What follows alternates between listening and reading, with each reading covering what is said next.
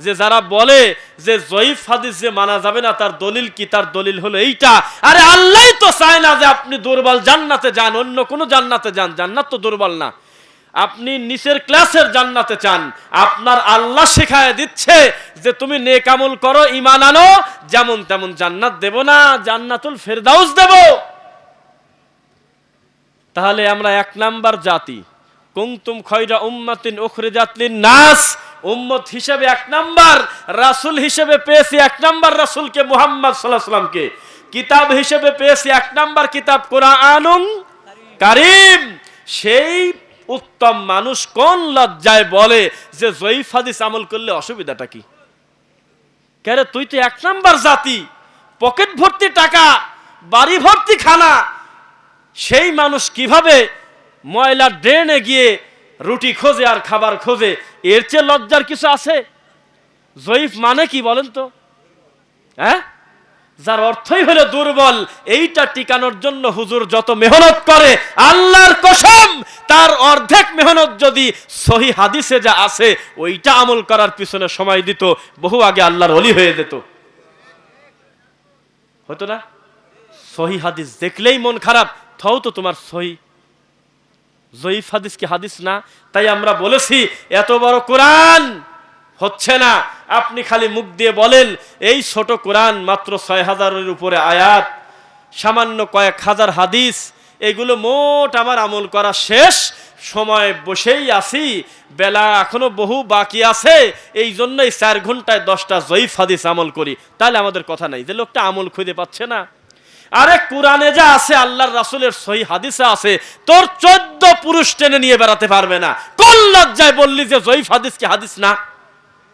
যা দেওয়া আছে সঠিক সূত্রে সহি হাদিসে, এগুলোই তো আমরা আমল করতে পারি না। আল্লাহর কাছে তওবা করি, আল্লাহ কত ভুল আমরা করে ফেলি। আল্লাহ ডানে বামে সালাম ফেরানোর পর কত সময় বসে বসে দোয়া পড়ার মতো দোয়া আল্লাহর রাসূল থেকে নাই? আছে কি না? আপনি কিছুই না করে আপনি বলতেছেন জয়ীফ হাদিস মানা যাবে না, তার দলিল কি? এটা তো মুসলমানের প্রশ্নই না। একজন মুমিন তো প্রশ্নই করবে ফার্স্ট ক্লাসের খালি। একজন মুমিন একটা মুস্তাহাব জিনিসকে ছোটখাটো বলে ব্যঙ্গ করবে না। কেন? এই ছোট আমলটাও করলে যিনি খুশি হয় সে হলো আল্লাহ। একজন মুমিন কোনোদিন একটা গুনাহকে ছোটখাটো গুনাহ মনে করে সেই গুনাহ করবে না, কারণ এই গুনাহ করলে যার খারাপ লাগে, রাগ হয়, তিনি হলো আল্লাহ। তিনি হারামকে টুকরা করে মাকরু করবে না। আর মাকরু যদি বানায়ও, এই মাকরু যদি গুনাহের কাজ হয়, খারাপ হয়, অপছন্দনীয় কর্ম হয়, এমন কর্ম করলে যার রাগ হয়, যিনি শাস্তি দেওয়ার ক্ষমতা রাখে, লিমানিল মুলকুল ইয়াউম, সে হলো আমার আল্লাহ। ঘটনা যদি তাই হয়, তাহলে কোনোদিন আল্লাহর রাসূলের সুন্নাতকে ছোটখাটো বলে ব্যঙ্গ করব না আমরা, ইনশাআল্লাহ। কোনোদিন কোন গুনাহকে ছোটখাটো গুনাহ মনে করে করব না, ইনশাআল্লাহ। যেটা একটা ছোট গুনাহ, এটা হলো চিংড়ি মাছ খাওয়ার মতো, এটা হলো আপনার কি বলে কাঁকড়া খাওয়ার মতো। হ্যাঁ, আচ্ছা, এইটা হলো মাকরু।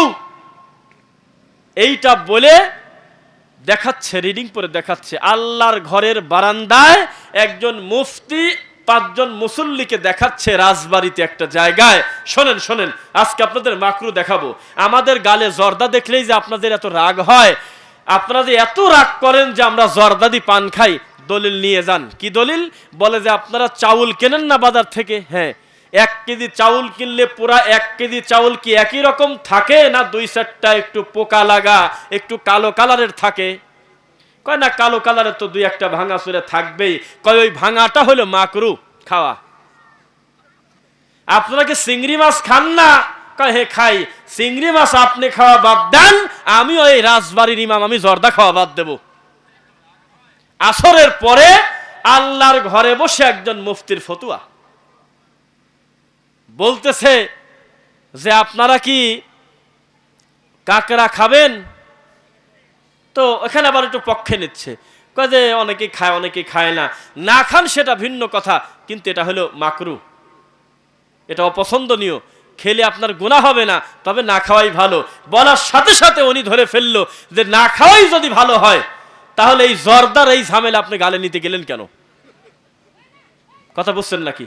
আপনি একজন মুফতির সামনে কাকড়া খাওয়ার গল্প বলেন, আপনার দেখে নাকি নাক ছিটকায়।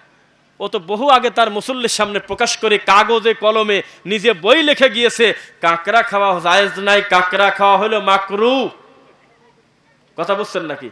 কাকড়া খাওয়া মাকরু, গুইসাপ খাওয়া মাকরু, সান্ডা খাওয়া, এইগুলো সিরিয়াল করে করে বলতেছে এগুলো হলো মাকরু।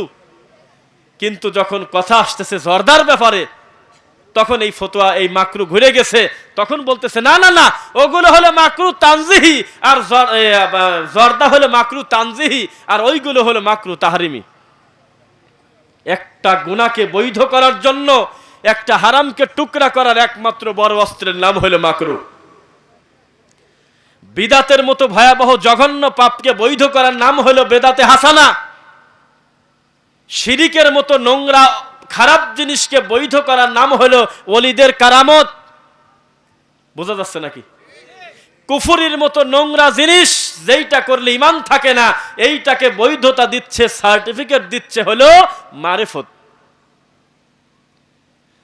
তাহলে আপনি ঘুমায় যেতে পারেন, বাতিলপন্থী ঘুমায় না কোনোদিন। আপনি শুয়ে থাকতে পারেন, বাতিল কখনো শুয়ে থাকে না। বাতিল কিভাবে আল্লাহর রাসূলের সুন্নাতকে কুরবানি করা যায়, রাত দিন উঠে পড়ে লাগে। কারণ সুন্নাতকে যদি না উঠায়, তাহলে ওইখানে বিদাতের জায়গা হয় না। বোঝা যাচ্ছে নাকি? তাওহীদের উপরে আঘাত না দিলে শিরিক প্রচার করা যায় না।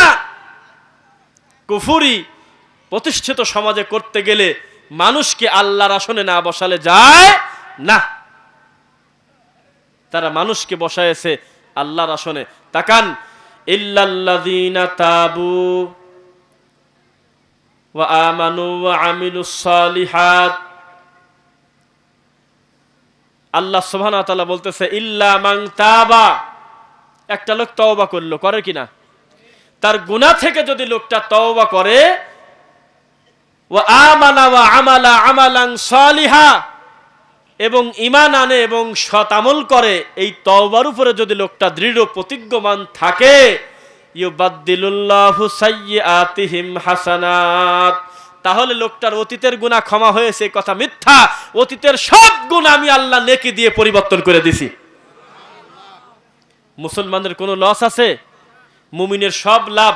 আল্লাহর কসম, আপনার রব আপনাকে মাঝামাঝি 50-50ও রাখে নাই, আপনাকে অল টাইম প্লাসের উপরে রাখছে, প্লাস, বেশি বেশি বেশি। আপনারা কি শুনেছেন ডেস্টিনির নাম? শুনছেন ডেস্টিনি? কথা বলেন না দেখি। ডেস্টিনি শোনেন নাই?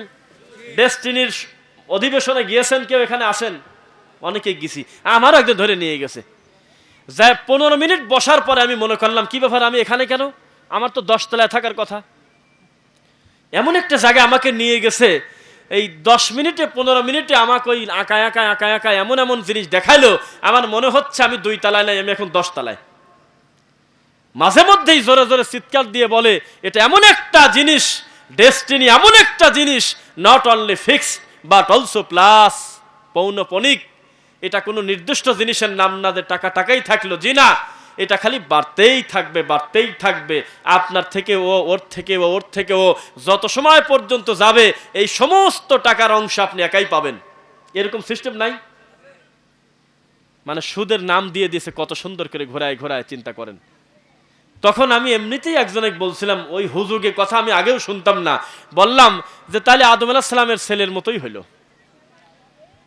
একটা লোককে নাকি নিজের ভাইকে হত্যা করে দেছে, হত্যা প্রথাটা চালু করার কারণে যত মানুষ, নিরীহ মানুষকে হত্যা করবে, সমপরিমাণ পাপী ওই লোকটা যেমন হবে, কাবিল একাই তত পাপী। তা আপনি টাকাই থাকবে, ঘরে বসে একটা লোককে সদস্য বানাবো, এ আবার আরেকজনকে বানাবে, ও ওর খালুকে বানাবে, ও ওর দুলাভাইকে বানাবে, ও ওর চাচাকে বানাবে, এই সিরিয়াল চলবে। আমি ঠিকই পাবো না, আমি ল্যাপের নিচে শুয়ে শুয়ে টাকা পাবো, এটা সুদ না? এই জন্য তো আপনাকে এতদিন বলিনি, খালি ইয়ার কি করেন, আপনার আসেন না। কাজটা কি ভালো ছিল?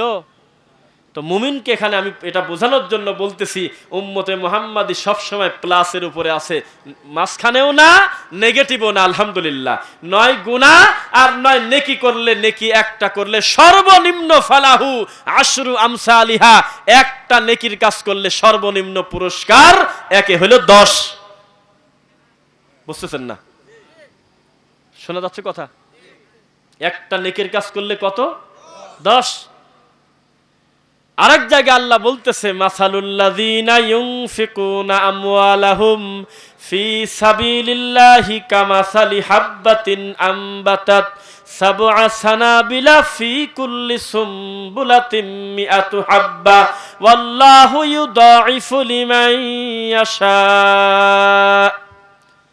এখানে আল্লাহ বলতেছে তোমাদের নেক কর্ম, ভালো কর্মর উদাহরণ হলো একটা শস্য বীজ তুমি দুনিয়াতে মাটিতে পুঁতে দিলে, কিছুদিন পরে একটা বীজ থেকে 7টা শস্য হয়েছে, হতে পারে কিনা? 7টা শীষ, 7টা শীষ বের হতে পারে না? ধানের প্রত্যেক শীষে 100টা করে দানা দিলাম, যেই দানা তুমি মাটির নিচে গেড়েছিলে হুবহু একই দানা 7টা শীষের ভিতরে আমি দিয়ে দিলাম, প্রত্যেক শীষে 100। এখানে বোঝা গেল একটা ভালো কাজ করলে আল্লাহ 700 গুণ বাড়াবেন। এবারও আল্লাহ শেষ করছেন না, আল্লাহ বলতেছে ওয়াল্লাহু ইউদাঈফু লিমান ইয়াশা। আরেক জায়গায় বলতেছেন ওয়া তারযুকু মান তাশাউ বিগাইরি হিসাব। কিসের একে 10, কিসের একে 700? আমি আল্লাহ যদি কাউকে রিজিক দিতে চাই, এত গুনাহগাতা কিসের বেহিসাবি রিজিক দিতে পারি? কারণ আল্লাহুস সমাদ, তিনি যেহেতু অমুখাপেক্ষী, অন্য কোনো দ্বিতীয় আল্লাহ নাই, অন্য কোনো শরিক নাই যে তার সাথে মাজলিসে শুরা করতে হবে, তার সঙ্গে আলোচনা করতে হবে। আল্লাহ কারোর কাছে কোনো কিছুর আপনার কৈফিয়ত দেবে এমন ব্যবস্থা যেহেতু নাই, একচ্ছত্র মালিকান আমার আল্লাহ। এই জন্য বলতেছে আমি যদি তোমার উপরে খুশি হয়ে যাই, তোমাকে আমি গুনাহগাতা সারা নেকি দেব। কে ঠেকাবে? পারেন কিনা? ওয়ামা তুকদ্দিমু লিআনফুসিকুম মিন খাইরিন তাজিদুহু ইনদাল্লাহ। আল্লাহ বলতেছে তোমরা যা কিছু অগ্রে পাঠাও, অগ্রে পাঠাও মানে কোথায় পাঠাই? আল্লাহর কাছে পাঠাই। জান্নাতে যাওয়ার আশায় নেক কাজ করেন না?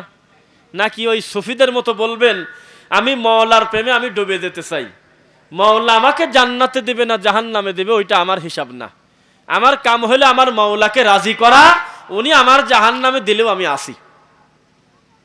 এইরকম মুরব্বীর সংখ্যা কত বেশি আপনি কল্পনা করতে পারবেন না।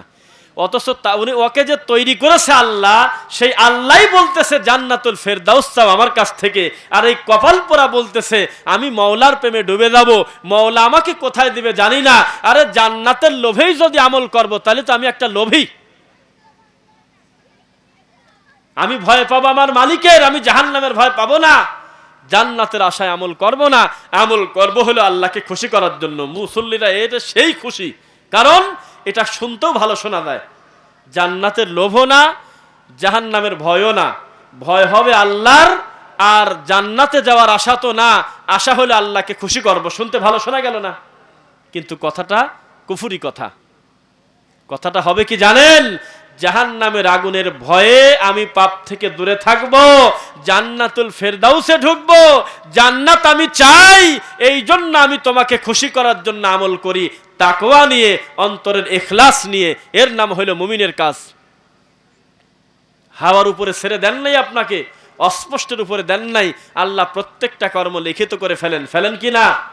মা ইয়ালফিযু মিন কাউলিন ইল্লা লাদাইহি রাকিবুন আতীদ। জবান থেকে যে কথা বের হয় সঙ্গে সঙ্গে রেকর্ড হয়ে যায়। মানুষ যদি জানতো যে আমার প্রত্যেকটা কর্ম, কথা, কাজ, চলাফেরা, মৌন সম্মতি সমস্ত কিছু আল্লাহর সামনে হুবহু বুঝে না দেওয়া পর্যন্ত আমার নিজের পা হেলতে দুলতে দেওয়া হবে না, আমার ওয়াজ করা লাগতো না, গুনাহ এমনি ছেড়ে দিত ইনশাআল্লাহ। কিন্তু এই ভয়টা ভিতরে নাই, চিন্তা ভিতরে নাই, গুনাহকে গুনাহ মনে করে না, জানে না যে আমার জবান থেকে যে কথা বলি প্রত্যেকটা কথা কিরামান কাতিবিন ইয়ালামুনা মা তাফআলুন। সম্মানিত লেখকগণ, ফেরেশতা, আমরা যা কিছু বলি করি সুন্দর করে লিখে ফেলে। লিখে ফেলে কিনা? লিখে ফেলে না? আমরা যদি এই গতিতে থাকতাম তাহলে কি আর আমলে সলে বাদ দিতে পারতাম? আমাদের প্রত্যেকটা কর্ম হবে আমলে সলে। আল্লাহ কবুল করো, বলেন আমিন। আমলে সলে করতে হবে। পারবেন তো ইনশাআল্লাহ? নাকি শয়তানকে খুশি করবেন? খুশি করতে হবে কার? আল্লাহ সুবহানাহু ওয়া তাআলাকে। এবার আসেন, আল্লাহ সুবহানাহু ওয়া তাআলা বলতেছে যে আমলে সলে করলে কোথায় দিবে? জান্নাতুল ফিরদাউস। আর যদি নাফরমানি করেন তাহলে কি হবে?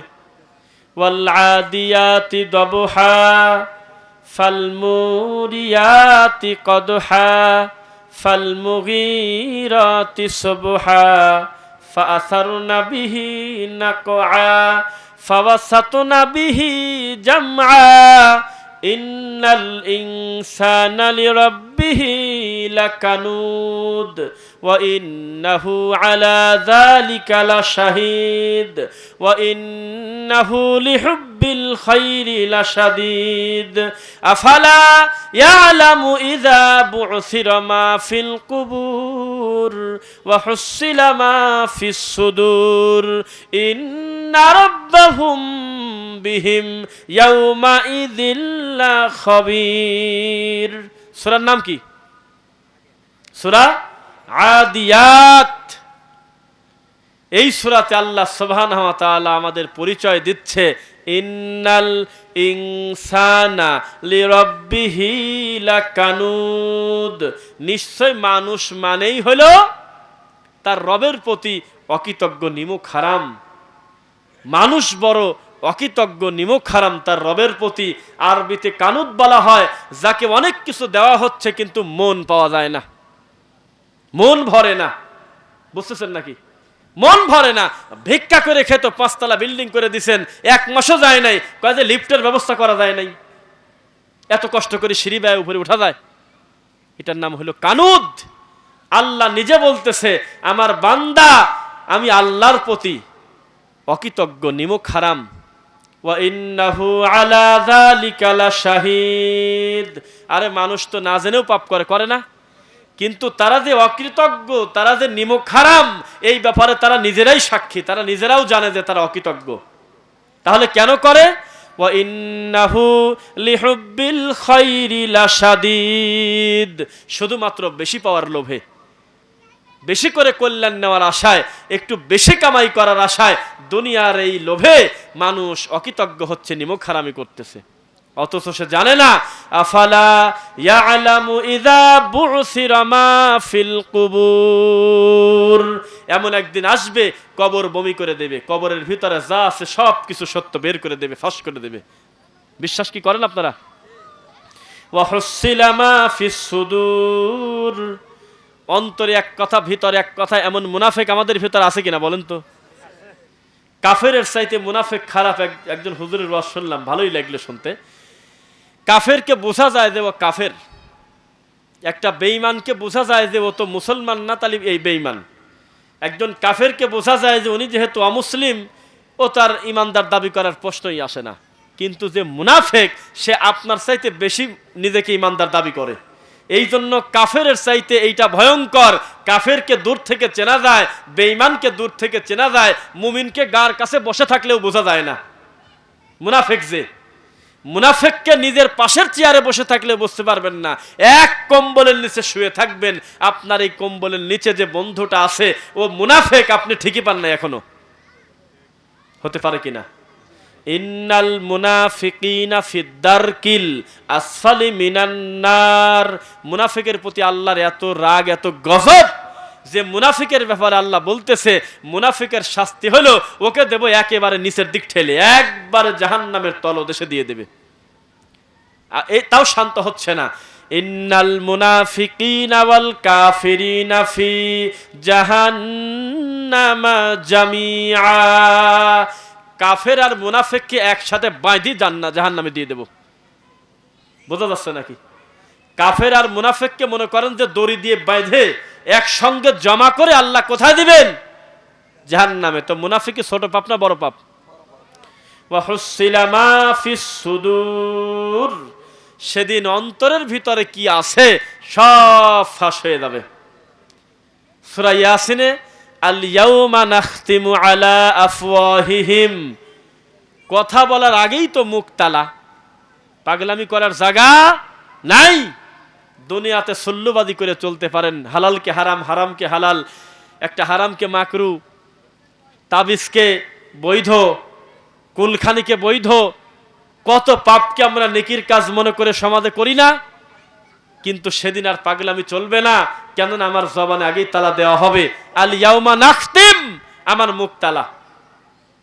ওয়া তুকাল্লিমুনা আইদিহিম, আমার দুই হাত কথা বলতে থাকবে। সাক্ষীর অধিক দরকার নাই, এদিকে আসেন। এই যে আমি সাক্ষী দিচ্ছি, এই হাত দিয়ে রাত এতটার সময় অমুকের গাছের আমটা চুরি করছিল, সেটা আমারই ডান হাত। ওয়া তাশহাদু আরজুলুহুম বিমা কানু ইয়াকসিবুন, খালি হাত বলবে না, পাও দাঁড়ায় যাবে, অঙ্গ প্রত্যঙ্গ দ্বারা পা দাঁড়ায় যাবে। আল্লাহ, রাত যতই হোক আমার তো মনে আছে, আমি এই পাও আমাকে দিয়েই তো হেঁটে হেঁটে এতটার সময় অমুক মাটির উপরে দাঁড়ায় পাপটা করছে লোকটা। আর কি সাক্ষী লাগে? আর কি সাক্ষী লাগে বলেন? কোনো সাক্ষী লাগে না। কঠিন এই পরিস্থিতি থেকে আল্লাহ তুমি আমাদের হেফাজত করো, আল্লাহুম্মা আমিন। এইটাতে আপনাদের মন ভরে না? এইটাতে কি কলিজা শান্ত হয় না? ওয়ামান আ'রাদা আন যিকরি ফাইন্না লাহু মাঈশাতান দঙ্কা, যে এইটা থেকে ফিরে থাকবে। যদি বলেন যে আমি তো কোরআন অস্বীকার করি না, তো পড়তে তো পারো না, পড়ার চেষ্টা করো না, কোরআন বোঝো না, এটা কি অস্বীকার করা না? কোন একটা লোকের কাছে তুমি ঢাকাতে বেড়াতে গিয়েছো বা কোথায় গিয়েছো, তোমার পাশের ব্যক্তির কাছ থেকে হঠাৎ একটা কোরআন একটু পায়ের কাছে পড়ে গেছে, মুমিন হিসেবে খারাপ লাগবে না? এটা কি খারাপ লাগবে কিনা? হঠাৎ যদি ইচ্ছা করে কোনো মানুষ এই কোরআনের সাথে বিয়াদবি করে, তাহলে কি হবে বলেন তো? এবার এটা তো অনিচ্ছায়, আরো বেশি কষ্ট লাগবে না? ভিতরটা ছিঁড়ে যাবে। যেই লোকটা এমন কি শুধু বাম হাত দিয়ে কোরআন এভাবে ধরবেন, আপনি মিডিয়াতে এই ভিডিও দিতে পারবেন না যে বিয়াদব হুজুর বাম হাত দিয়ে কোরআন ধরছে, এটা হলো বিয়াদবি, এ হলো গোস্তাক করে ফেলছে আল্লাহর সাথে, কিতাবের সাথে, আল্লাহ রাসূলের সাথে। বাম হাত দিয়ে কোরআন ধরল কেন বলবে না? কোরআনের অপমান, এটা তার কাছে মনে হচ্ছে। কিন্তু এই লোকটার পরিবারে 10 জন মানুষ, 10 জনের একজনও 2টা কোরআনের সূরাও মুখস্থ তার নাই। এত বড় কোরআন মাজিদের আধা ঘন্টা বা 20 মিনিট ভরে 15 মিনিট ভরে আল্লাহকে শোনাবে শেষ রাতে তাহাজ্জুদে, এমন তফিল লোকটার নাই। শুধুমাত্র বাড়িতে কেউ বেড়াতে আসলে, মুরব্বীরা আসলে তার সামনে কোরআনটা দেয়, একটু পড়েন, সুন্দর করে পেঁচায় বেঁধে উপরে রেখে দেছে।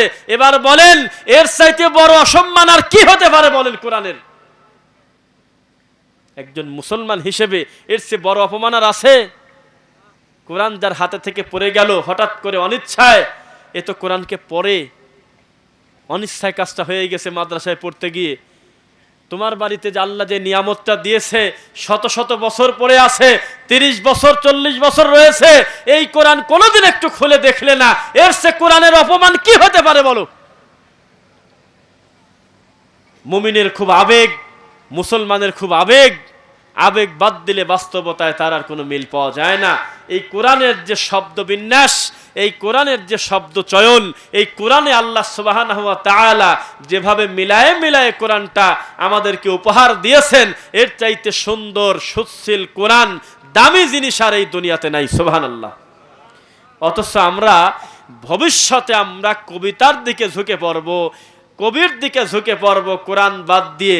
এই কথা আল্লাহ জানতেন। তার প্রমাণ 36 নম্বর সূরা, সূরা ইয়াসিন 69 নম্বর আয়াত। আবার বলি, সূরা ইয়াসিন 36 নম্বর সূরার 69 নম্বর আয়াত বের করেন। হ্যাঁ, বের করেন অনেকেই যার আছে। এখানে আল্লাহ কবির ব্যাপারে নাকচ করে দিচ্ছে আগেই। একটা কবিতা পড়তে কত স্বাদ লাগে, কত মজা লাগে।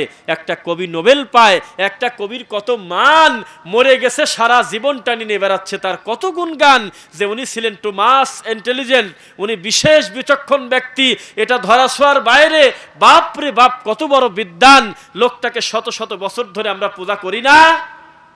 অথচ কবি এবং কবিতাকে আল্লাহ নাকচ করে দিল। এক কথায় শেষ।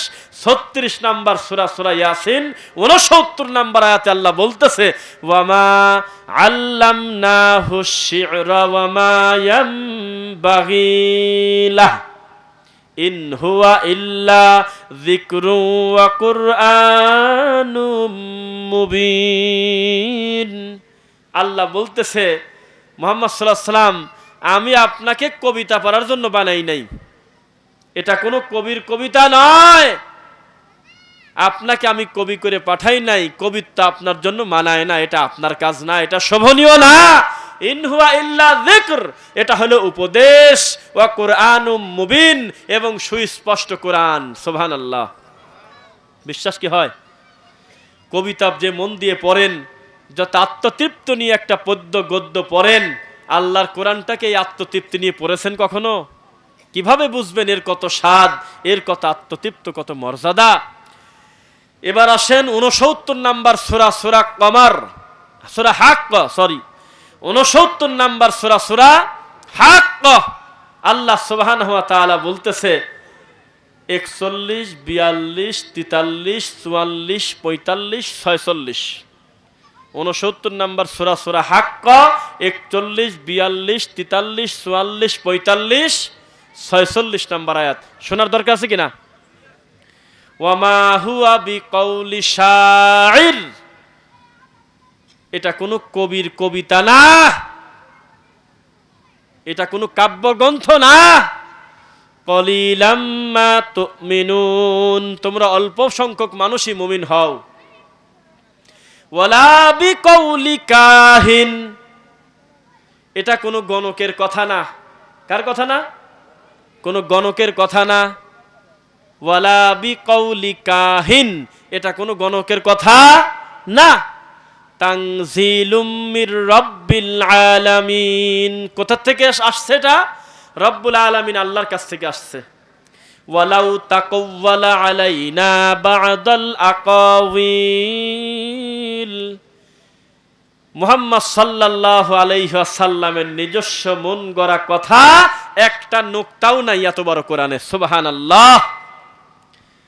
যদি থাকতো লা আখাযনা মিনহু বিল ইয়ামিন, আমি আমার রাসূলের কোন হাত ধরতাম বলেন দেখি?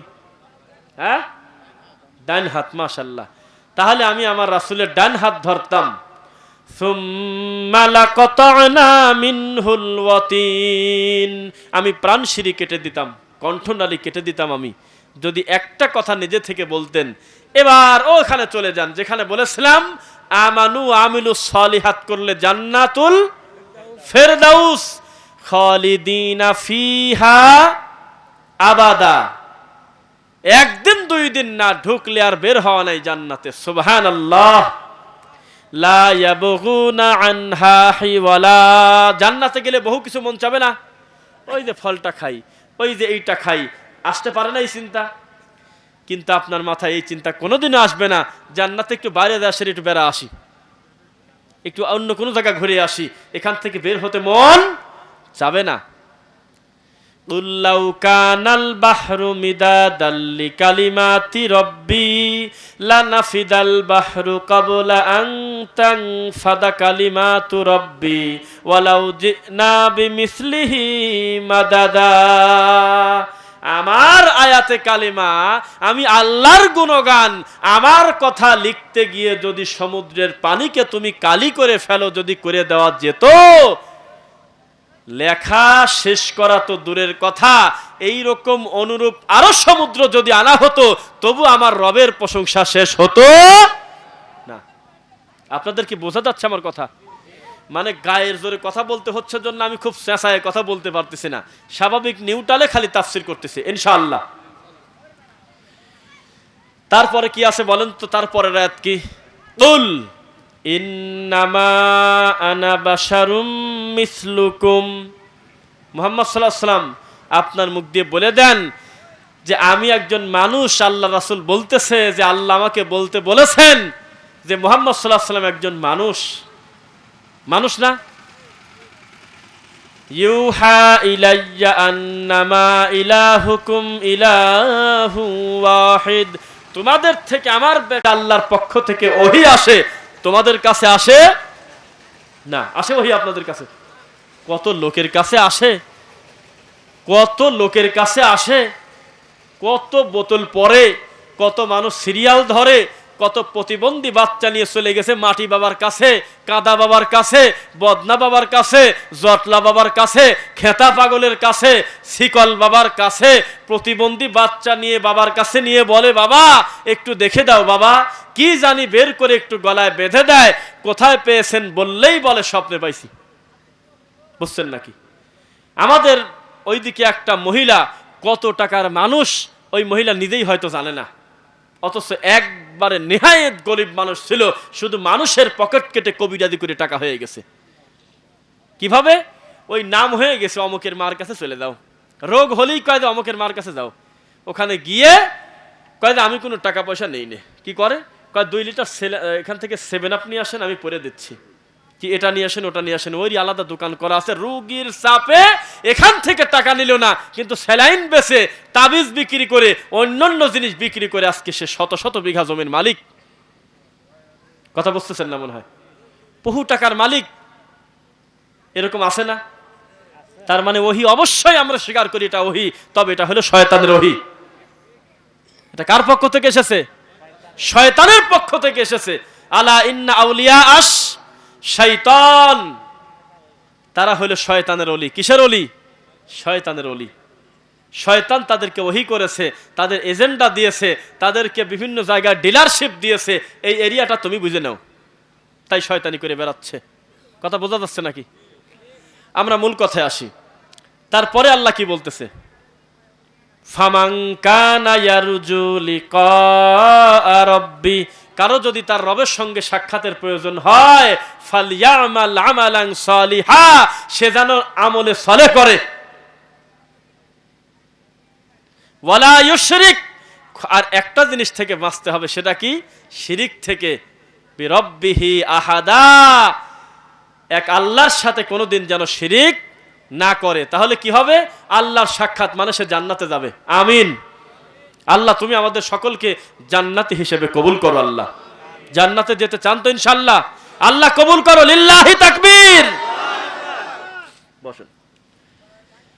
সুতরাং আমরা কথা বলতে বলতে সুন্দর একটা পরিবেশ। আমরা বললাম যে সবাই একটু নীরব থাকলে আমরা আমাদের গতিতে কথা বলতে পারবো ইনশাআল্লাহ। তো যে কথা আমরা বলতেছিলাম, আমাদেরকে করতে হবে আমলে সালেহ। শুধু আমলে সালেহের উপরে আমি আপনার 29টা কোরআন মাজিদের আয়াত নাম্বার সহ সিরিয়াল করে নিয়ে আসছি, একবারে গোলা ফেলছি কথা বলার শুরুতে, আর ওই সিস্টেমটাই আমি কেমন জানি হয়ে গেল। তবুও ধারাবাহিকভাবে আমরা বলতেছিলাম ইনশাআল্লাহ। চলবে তো কথা ইনশাআল্লাহ? আমলে সালের দরকার আছে কিনা? আজকে আপনাদের কোনো ভয় দেখানো, আজকে আপনাদের নেগেটিভ কোনো বিষয় বয়ান আমি করলাম না, শুধু আমলে সালের ব্যাপার উৎসাহিত করবো আজকের ওয়াদে ইনশাআল্লাহ। আমলে সালেহ যদি করেন তাহলে আপনি কার যুক্ত দলে থাকতে পারবেন জানেন? যেই দলটা আল্লাহর সামনে উঠবে বিজয়ী হয়ে, সেই দলে ইনশাআল্লাহ। হাদিসের রাবি হলো সাওবান রাদিয়াল্লাহু তাআলা আনহু। হাদিসটা আছে সহিহ মুসলিমের 4845 নম্বর হাদিস, 44 নম্বর হাদিস, দুইটা হাদিস পাশাপাশি। রাসূলুল্লাহ সাল্লাল্লাহু আলাইহি ওয়াসাল্লাম বলতেছে, চিন্তা নাই, লা তাসালু তাইফাতুম মিন উম্মতি, আমার উম্মতের সবাই গোমরা হবে না, একদল সর্বদা হকের উপরে থাকবে। কথা বুঝছেন নাকি? লা ইয়াদুররুহুম মান খাযালাহুম, দূর থেকে যতই চেষ্টা করুক তাদের কোনো ক্ষতি করতে পারবে না। হাত্তা ইয়াতি আমরুল্লাহি ওয়া হুম কাযালিক, হকের উপরেই তারা থাকবে সর্বদা। 4845 সহিহ মুসলিমে শেষের অংশ রয়েছে, ওহুম যাহিরুন, একদিন 2 দিন না, বিজয়ী অবস্থায় তারা আল্লাহর সামনে উঠবে ইনশাআল্লাহ। আমরা তাই উঠতে চাই, আল্লাহ তুমি কবুল করো। কত সন্দেহ, কত আপত্তিকর, কত গালাগালি, কত ইহুদের দালাল, কত ওহাবি, এগুলো আসে না গালি? কত গালাগালি, শুধুমাত্র সন্দেহ। সন্দেহ না? ইয়াত্তাবিউনা ইল্লা যান্না ওয়া ইনহুম ইল্লা ইয়াখরুসুন, সন্দেহ কিন্তু বিরাট পাপ। ইয়া আইয়ুহাল্লাযীনা আমানু জতানিবু কাসীরাম মিনাজ যান, ঈমানদারদেরকে আল্লাহ ঢালাও ভাবে সকলকে ডেকে বলতেছে, হে বিশ্বাসীগণ, ঈমানদারগণ, হে ঈমানের স্বীকৃতি প্রদানকারীগণ, খবরদার সন্দেহ করো না, কেননা অধিকাংশ ক্ষেত্রে সন্দেহটাই হলো বড় পাপ। শুনতেছেন নাকি? ফাইন্না আকযাবুল হাদিস, সবচেয়ে বড় পাপ দরজা খুলে দেয় হলো সন্দেহ, সন্দেহ শুরু করে দেন, বিরাট বিরাট পাপের রাস্তা শয়তান খুলে দেবে। বুঝতেছেন নাকি? সন্দেহের কারণে আজকে কত কথা, সন্দেহের কথা একটু মনে পড়ে গেল। দেখেন, সন্দেহ ধারণা করা, ধারণা করলেই যে সেটা হয়ে যাবে, পৃথিবীর যত বড় মানুষ হোক, কিন্তু সেই ধারণা সঠিকও হতে পারে, ভুলও হতে পারে। হাদিসের রাবি হইল উমর রাদিয়াল্লাহু আনহু, তিনি বর্ণনা করতেছেন, হাদিসটা আছে সহিহ মুসলিম 415 নম্বর হাদিস। শুনতেছেন কথা? সহিহ মুসলিম 415, তিরমিজিতে আছে 1574, তিরমিজিতে আছে 1574 নাম্বার হাদিস।